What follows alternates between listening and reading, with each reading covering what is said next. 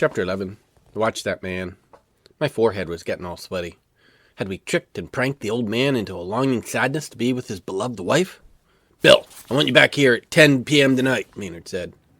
Sure, but my mom won't let me, I said, relieved at my excuse.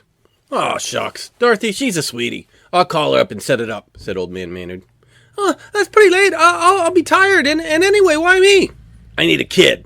I don't know a lot of kids. Steve, he's too skeptical. And Hershey, he's too likely to prank me. He leaned down and stared me square in the eyes. I know you won't mess with me, will you, Bill?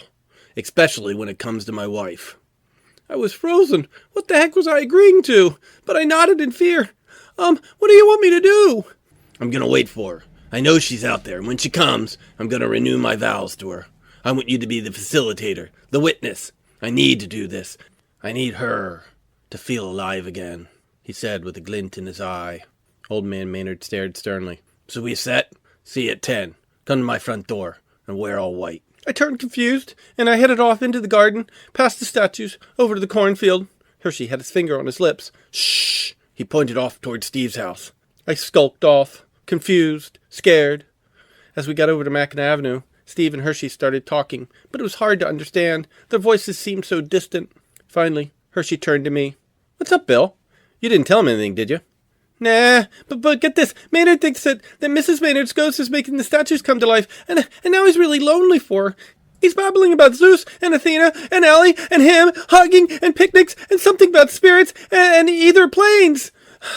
I went on babbling. Hershey put up his hand. Slow down, Bill. What's this about airplanes? I think that Mrs. Maynard takes a plane to get here, I explained. Steve chuckled and explained. Actually, Bill, I think he means the ether plane. It's another state of existence.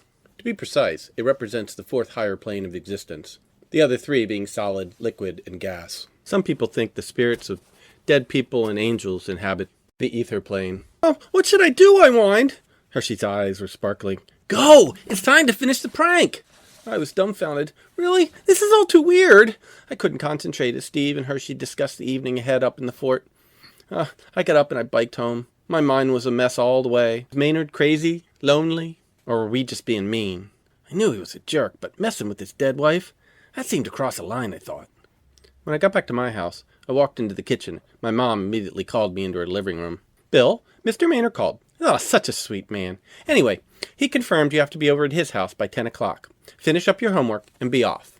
I looked at her in disbelief. I couldn't believe he charmed her. How could anyone charm my mom? But Mom, it'll be past my bedtime. My mom just waved her hand. You'll be fine. There's no school until Monday, and you can rest tomorrow.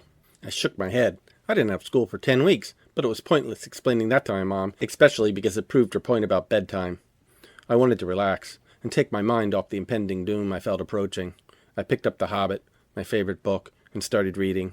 I tried to get lost in the adventure, but I couldn't focus or get comfortable. After a bit, I gave up, and I rode my bike across the golf course, past the pool, to behind Maynard's house.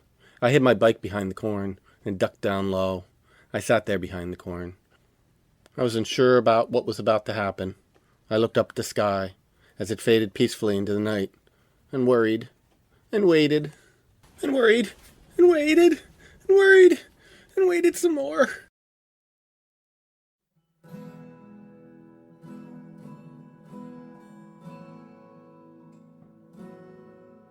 Chapter 12. Ellie. Born to Run. Steve and Hershey weren't there yet, so I waited silently as the sun set. Finally, at 9:50, Hershey and Steve showed up with a flashlight. What took you so long? It's creepy out here alone. Actually, I find this night most meditative, Steve replied. When do I find old man Maynard? I asked. Now, whispered Hershey. Don't worry, Bill. We got your back. Now, I whispered. Yeah, and with that, Hershey shoved me into the garden. It was pitch black, with only a glimmer of light in the east from the just rising moon. I looked around. At first I couldn't see the statues, but as the moon rose, I saw the statues. They seemed to be glowing. I froze and looked bewildered at Hershey and Steve hiding in the corn patch. They seemed to be staring at the glowing statues too. I shuffled my feet backwards, back away from Zeus, away from the creepy glowing statues, away from the inner courtyard. I kept thinking, it's just the moonlight. I turned towards the house and saw old man Maynard, his face aglow with the light of the rising moon. The old man was smugly smiling and nodding. Get over here, Lynch. You're late. Maynard suddenly stopped yelling. and his face froze. Even in the moonlight, his face had lost all its color. A bewildered look of disbelief crossed his stunned face. "What?" I said to Maynard. "Ellie," he whispered affectionately, seemingly to me. I scrunched my face at him. I'm Bill. Are you okay?" He folded his hands over his heart. "Ellie, is that you?" "Oh my gosh, he's having a heart attack," I thought. I turned back towards Hershey and Steve and screamed, "I think he's having a heart attack!" Neither Hershey or Steve seemed to hear my cry. The yell ripped through the eerie silence. Suddenly I realized there was no cricket sounds, no movement, no Mill Creek sounds, nothing except my voice. It was like time had stopped. Confused, I yelled again and waited. "Ah!" All of a sudden, I felt an ice-cold hand on my one shoulder. I turned and saw a young woman. She glowed in the moonlight just like the statues glowed a minute ago. Shuddering, I froze terrified. I could barely breathe, but was huffing audibly. I turned toward Steve and Hershey, and they're still not moving. "Help!" I cried. I glanced to the side of my shoulder to see a young woman with a beautiful pale face. She looked at me. She was lifeless and full of life at the same time. Her long blonde hair flowed over her shoulder and tickled my cheek. "Don't be alarmed. I'm Eleanor," she whispered. "Listen, Bill, you need to be in the moment, in your body." I'm in my body. Are you in yours?" Over her shoulder, I could see the other statues in the garden moving, lumbering. I couldn't grasp my own reality. The woman's pale face looked at me with empathy. "Bill, what I mean is you are always so anxious, so in your head, so worried about what you did or what you're doing. Let go of your anxiety.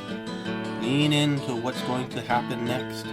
Find peace in the moment." "What? I can't do that. I mean, if I did and tried to figure it all out and all, everything would be chaos," I said. "Really?" she questioned. "Would it be chaos? Or would the mess in your head just be less?" I shuddered, and suddenly Maynard yelled, "Ellie!" A wash of sound and stimulation and chaos streamed into my consciousness, and Eleanor disappeared. This was too much. I was freaked out, scared to death, confused. Who is this? Where am I? I looked again at Hershey and Steve, still frozen and motionless. I turned around as fast as I could. Pushing my sneakers fully into the pebble path, I sprinted towards Mill Creek, away from Maynard, away from the glowing statues, away from the unknown. I ran towards the cornfield, towards Hershey and Steve, and then whack!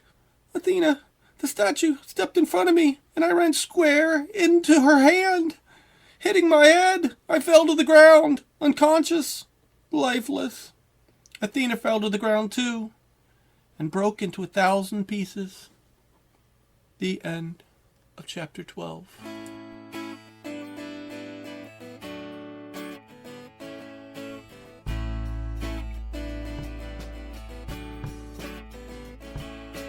Came to the mountain to see what I'd become.